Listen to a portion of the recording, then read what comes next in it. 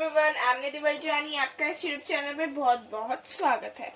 आज हम बच्चों पढ़ने वाले हैं क्लास 8 का इंट्रोडक्शन वीडियो मैथ्स का। मतलब कि हम इंट्रोडक्शन में हम जितने भी टॉपिक्स है चैप्टर के वो सब हम एक ही वीडियो में आपके क्लियर कर देंगे। ओके, हम चैप्टर नंबर 14 पढ़ने वाले। Chapter number 14 factorisation. फैक्टराइजेशन बहुत ही ज्यादा इम्पोर्टेंट चैप्टर है। ओके, सो प्लीज अच्छी तरह से कॉन्सेप्ट समझना carefully. Okay, let's start. Okay, so factorization से एक वर्ड आता है फैक्टर्स। ओके, फैक्टर्स क्या होते हैं? Factors, let me take an example of natural numbers. Natural numbers क्या होते हैं? नेचुरल नंबर कौन से होते हैं? What is the meaning of natural number? 1 से जितने भी नंबर्स होते हैं इनफाइनाइट, उसे बोलते हैं नेचुरल नंबर। सो अगर मैं यहाँ पे 12 लेती हूँ, सो 12 के फैक्टर्स क्या है? मतलब 12 किसको कितनी बार कट करके आता है? एक आता है 2 into 6 time and 3 into 4 times आता है। यस और नो? सो ये आपके फैक्टर्स है। अब आपको दो फैक्टर्स तो पता ही होंगे जो कि बहुत ही कॉमन है और सब के होते हैं। एक नंबर जो है वो इटसेल्फ एंड 1। कोई सा भी नंबर ले लो, जैसे कि आप 2 ले लो, 3 ले लो, सो 1 से तो वो मल्टीप्लाई होगा ही, क्योंकि 1 तो सबका ही फैक्टर होता है ना? तो कॉमन फैक्टर है 1। ओके, सो यस, सो 12 के फैक्टर्स कितने हैं? अब देखो कितने हैं। एक 1 की टेबल में आता है 12, एक 12 की टेबल में आता है, खुद की टेबल में आता है ना, एंड एक 2 की टेबल में आता है, 6 की टेबल में आता है, 3 की टेबल में आता है, 4 की टेबल में आता है। ओके, सो ये सारे आपके फैक्टर्स है 12 के। अब अब मैं आपको बताती हूँ कि अगर देखो अपने फैक्टर्स है ना, अपने अलजेब्रिक एक्सप्रेशन में समझा होगा फैक्टर्स के बारे में। सो फैक्टर्स अलजेब्रिक एक्सप्रेशन में किस तरह से हुए थे? You know about it? Okay, so let's take an example of algebraic expression. Okay, so algebraic expression का भी एक example ले लेते हैं. So let me take an example of 15xy. Okay,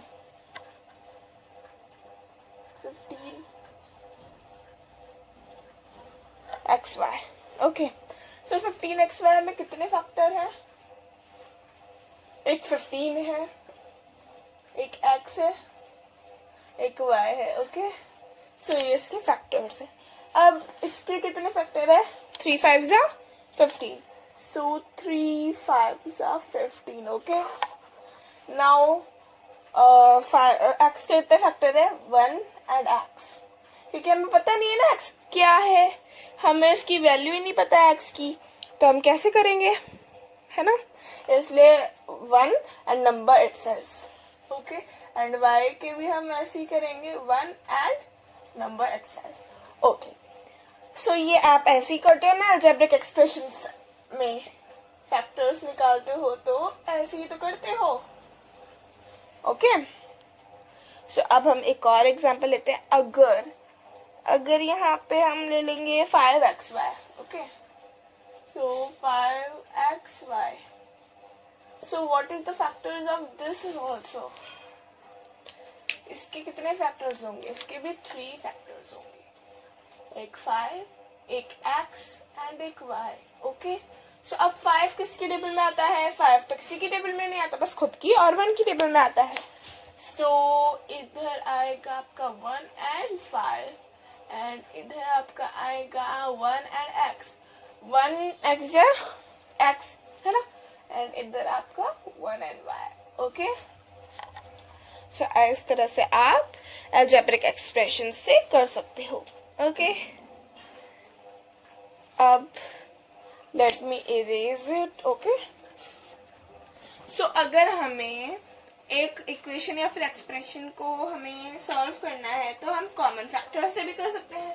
factorise करना है तो हम इससे, उसका एक फॉर्मूला है कॉमन फैक्टर का। ओके, सो ऐसे बहुत सारे हैं। चलो अब आप बात करते हैं कॉमन फैक्टर की। Okay, so in common factor में क्या होता है, देखो जैसे कि मैं एक एक्सप्रेशन देती हूँ या फिर, है ना, फॉर एग्जाम्पल अगर मैं ये ले लेती हूँ प्लस 10x। ओके, तो ये ले लिया। अगर हमें इसे फैक्टराइज करना है तो हम क्या करेंगे, हम कॉमन फैक्टर से यूज करेंगे। कैसे करते हैं कॉमन फैक्टर मेथड यूज कैसे करते हैं, देखो इसके फैक्टर कितने हैं एंड इसके फैक्टर कितने हैं। ओके, सो पता चल जाएगा इससे। सो इसके कितने फैक्टर है, एक 5 है, एक x है एंड एक y है। ओके, इसके अलावा तो और कुछ है नहीं इसमें फैक्टर्स, है ना। इसमें क्या है, एक 10 है एंड x है, और 10 किस टेबल में आता है, 5 into 2, 5 2 जा 10 and 1 and x। यस, है ना, ऐसे ही तो होता है। नाउ अब आपको इसमें से कॉमन फैक्टर निकालने हैं। कॉमन फैक्टर्स लाइक देखिए यहाँ पे कॉमन फैक्टर है, एक तो 5 है इधर एंड इधर भी 5 है ना।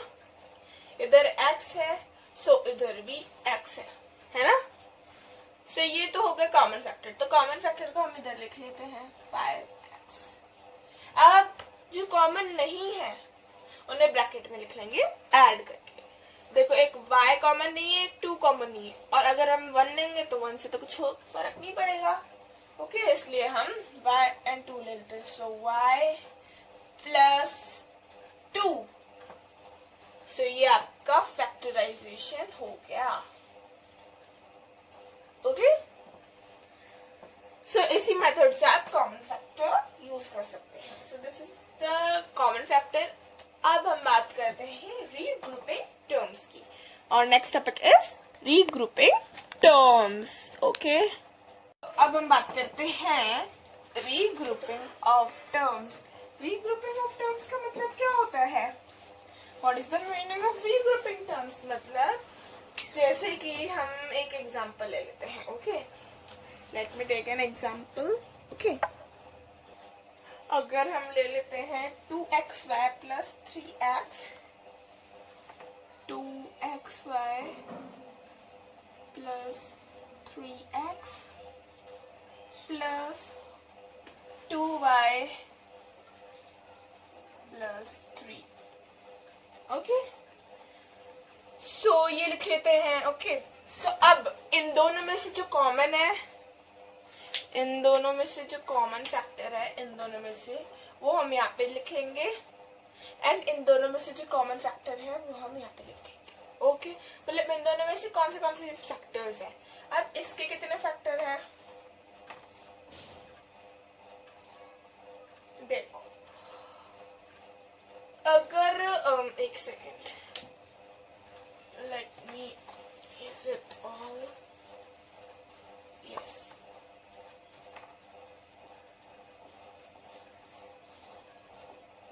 yes, so अगर हम इनमें से x निकाल दे, so x हमने निकाल दिया, एंड अब इसमें से x निकल गया, इसमें से x निकल गया, अब बचा 2y प्लस 3। ओके, ये बचे इसमें से, और इसमें से क्या बचा, इसमें से हम सेम का सेम ही है तो हम इधर 1 लिखते हैं। 1 को मल्टीप्लाई करेंगे तो सेम ही तो आएगा, तो हम 1 लिख सकते हैं यहाँ पे, 2y plus 3 as it is. Okay, अब इन दोनों में से कॉमन क्या है, एक तो ये कॉमन है, एक ये कॉमन है, सो 2y प्लस 3।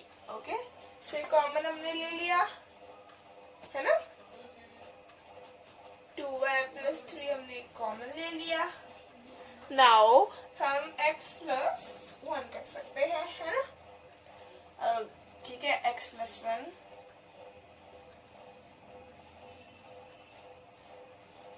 अब जो अलग अलग है वो हमने ब्रैकेट में प्लस कर दिया। सो अगर आप, मैंने क्या किया है, हाँ लेट्स रिवाइज, मैंने क्या किया, इसमें जो इन दोनों में से हमने कॉमन फैक्टर ले लिया, इन सब में से, ठीक है, उनको एक साइड लिखा, इनमें से कॉमन फैक्टर लिखा, इनमें से कॉमन फैक्टर लिखा, उसके बाद में जो कॉमन है वो एक साइड लिखा और जो कॉमन नहीं है उसे ब्रैकेट में प्लस कर दिया।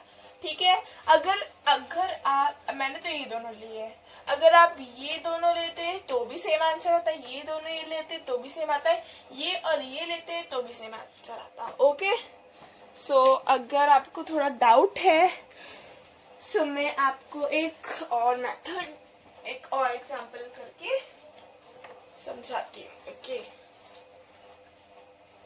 So now 1 second. अगर मैं यही मैं ले रही मेथड, ठीक है।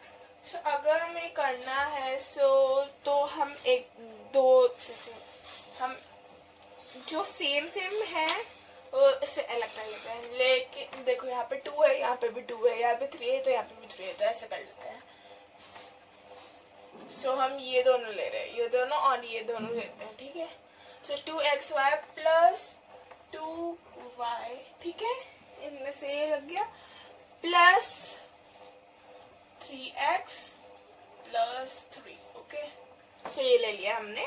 ओके, अब हम इसमें से जो कॉमन है वो ले लेते हैं। इन दोनों में से क्या कॉमन है, एक y और 2 कॉमन है, सो 2y हमने ले लिया।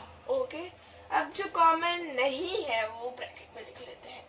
कॉमन क्या नहीं है, एक x नहीं है, और इसमें से तो सभी मतलब कॉमन ही है, सो इसका हम 1 ले लेते हैं, तो 1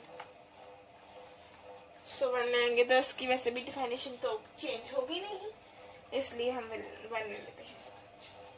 सो देखिए, पहले भी आपका ये आंसर आया था, अभी भी आ रहा है, आप इन दोनों में से करके देखते हैं।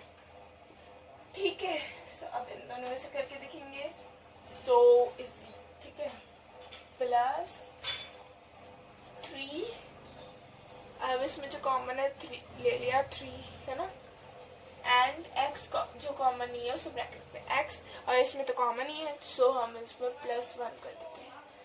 सो अब इसमें कॉमन एक जगह उतार लेंगे और इन नई कॉमन वाले वो एक जगह उतार लेंगे। सो एक ये है कॉमन, सो x एंड 1, ठीक है। अब यहाँ पे प्लस प्लस माइनस, यस, ओ सॉरी प्लस ही आएगा। ओके, सो ये हमने कॉमन ले लिया, और जो कॉमन नहीं है वो ले लेते हैं हम इधर, 2y एंड 3 कॉमन नहीं है, इसलिए हम 2y एंड 3 ले लेते हैं।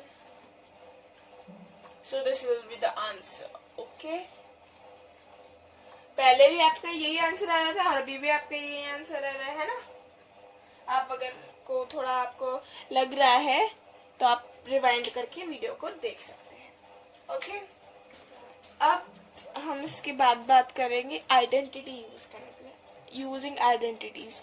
उसमें 2 आइडेंटिटीज होती हैं, ठीक है, एक प्लस की एक माइनस की। Okay, using identities. Okay, so using identities में दो होती है आइडेंटिटीज, ठीक है। एक होती है, लेट मी राइट, एक होती है if a plus b, if a plus b in bracket is equals to a square plus 2ab, okay, 2ab plus b square, ठीक है। अगर प्लस में होगा तो ये आपका होगी आइडेंटिटी, और अगर माइनस माइनस में होगा A if A minus B in bracket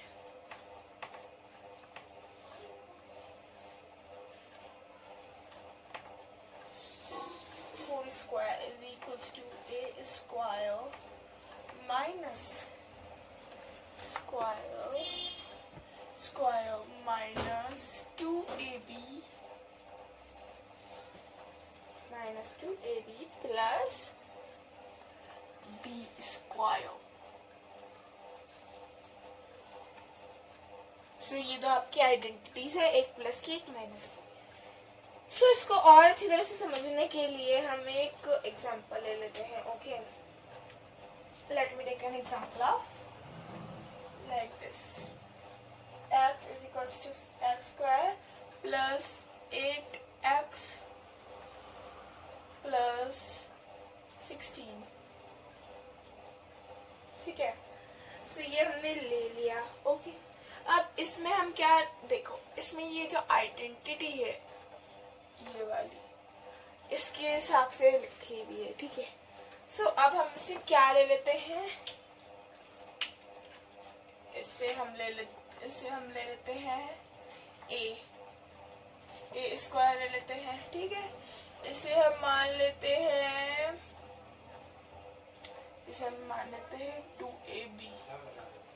2ab मान लेते हैं, और इससे मान लेते हैं हम b स्क्वायर। अब यहाँ पे 2ab है, 2ab कैसे हो सकता है, अब वो भी बात करते हैं। देखो अगर हम इसे सॉल्व करेंगे, ठीक है, सो क्या आएगा, एक्स स्क्वायर ले लिया हमने।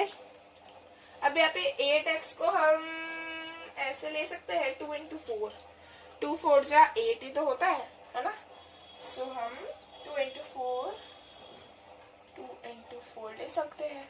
अब ये x है, ये भी तो मल्टीप्लाई में ही हो रहा है ना, सो मल्टीप्लाई बाय x। ठीक है, और 16 को हम 4 स्क्वायर लिख सकते हैं। 4 स्क्वायर करेंगे तो वैसे भी तो 4 4 जा 16 है ना, 4 4 जा 16। यस, सो ये देखिए ये आपका बन गया, ये a स्क्वायर हो गया, ये 2ab हो गया। ये देखो 2 एंड a कौन सा है, a ये वाला है, तो x इधर आ गया। ओके, आ गया ना। एंड b क्या है 4, और 4 भी यहाँ पे आ गया, b आ गया।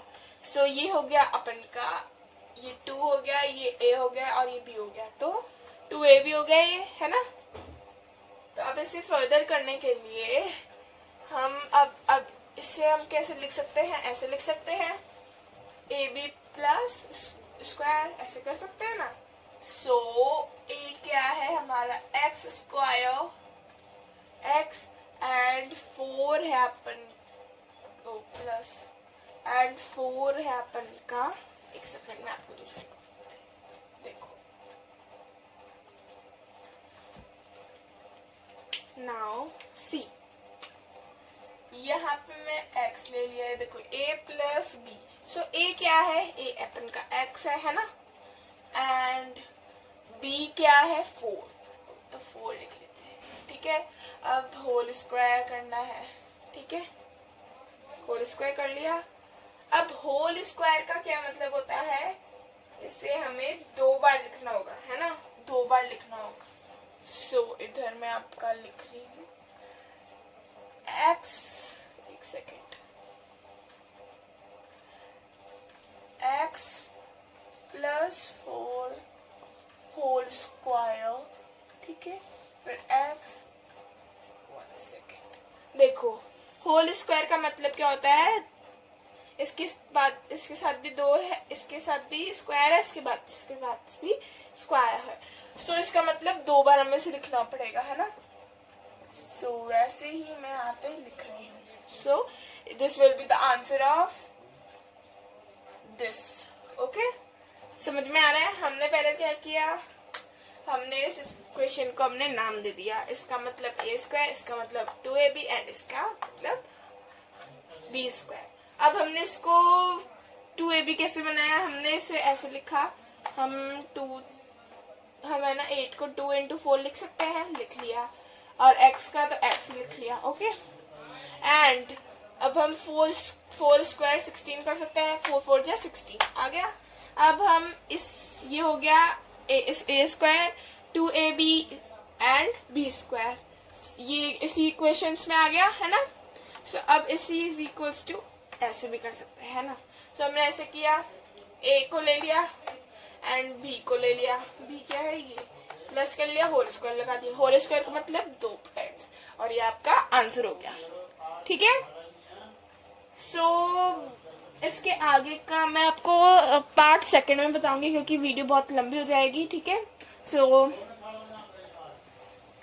अगर आपको हमारी ये वीडियो अच्छी लगी हो तो please like share and subscribe to our channel, okay, and bye bye. और डिस्क्रिप्शन में मैं आपको लिंक दे दूंगी, ओके, सेकंड पार्ट का, okay. So this was the first part of this chapter, okay. अब हम आपको नेक्स्ट वीडियो में मिलेंगे, let's see you at the next video and bye bye.